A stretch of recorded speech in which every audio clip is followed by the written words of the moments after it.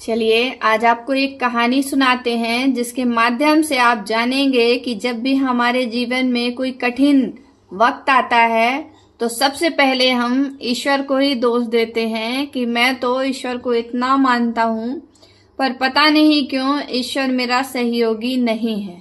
हम सभी के मन में ये सवाल जरूर आता है। इसी सवाल का जवाब हमारी इस कहानी में छुपा हुआ है, तो इसे पूरा सुनिए, समझिए, तभी आप जान पाएंगे कि ईश्वर क्या सचमुच हमारा सहयोगी है या नहीं है। एक व्यक्ति था जो हर दिन ईश्वर को अपने मन में बहुत मानता था, बड़ी श्रद्धा थी और हर दिन वह स्नान करके उसका नियत कार्य ही यही था नित्य कि वो हर दिन मंदिर जाके भगवान के दर्शन करता था। आज भी वह सुबह उठा, उसने स्नान किया, स्वच्छ वस्त्र पहने और मंदिर जाने के लिए निकल पड़ा। घर से निकलने के बाद कुछ दूरी पर ही वह एक पत्थर पे अड़ गया, उसका पैर लगा और वह गिर गया।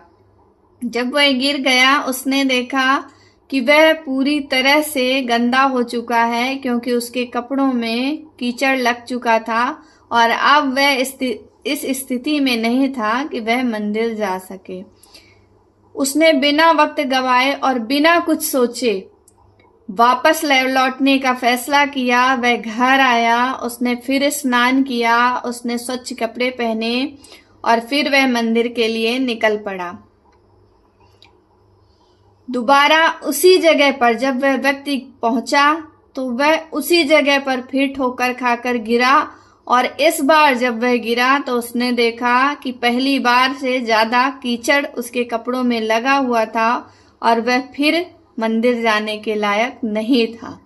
उसने बिना गुस्सा किए, बिना क्रोध किए वापस लौटने का फैसला किया। वह दोबारा वापस घर आया, उसने स्नान किया, खुद को शुद्ध किया, स्वच्छ कपड़े पहने और दूसरी बार वह मंदिर जाने के लिए फिर उसी रास्ते पर निकल पड़ा।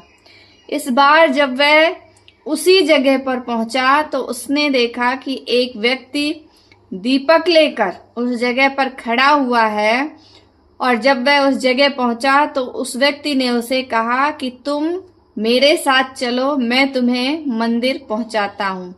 इस तरह वह व्यक्ति दीपक लेकर आगे आगे था और ये पीछे पीछे उसके चलता हुआ मंदिर तक पहुंच गया। जब ये दोनों मंदिर पहुंचे तो यह अंदर जाते हुए बोला कि आप भी मेरे साथ मंदिर चलिए और भगवान के दर्शन करिए, आप भी लाभ लीजिए ईश्वर के, परमात्मा के दर्शनों का। उस व्यक्ति ने कहा कि नहीं, मेरा कार्य यहीं तक था और मैं मंदिर के अंदर नहीं जा सकता हूँ। उसने पूछा कि आप ऐसा क्यों कह रहे हैं? भगवान के दर्शन करने से तो हर किसी को लाभ होता है, आप मंदिर के अंदर क्यों नहीं जाना चाहते? तब उसने जवाब दिया कि मैं काल हूँ। जब पहली बार तुम घर से मंदिर के लिए निकले तो मैंने तुम्हें ठोकर मारी और तुम गिरे।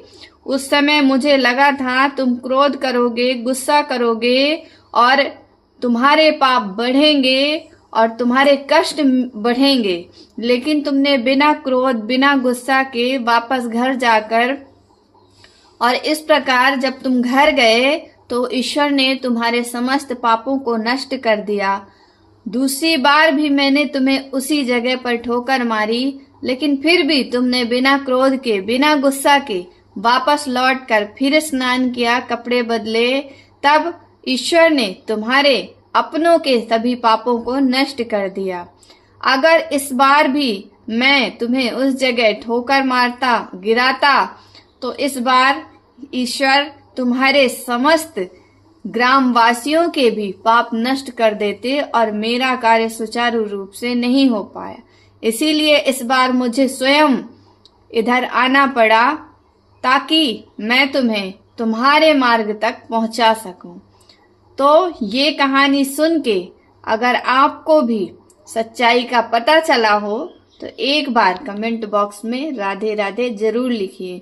और जब भी मन में ये भाव आए कि हमारे जीवन में बहुत कष्ट है तो याद रखिए वो कष्ट मिटाने की हर पल कोशिश और प्रयास मेरे प्रभु करते हैं।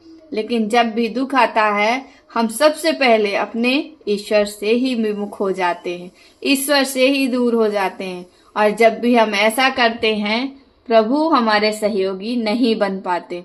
इसलिए कोशिश करिए कि जब भी दुख आए, कष्ट आए, परेशानी आए, आप अपने ईश्वर के सबसे नजदीक रहिए, ताकि वो आपके बुरे वक्त को भी टाल सके और आपके बुरे कर्मों को भी समाप्त करें।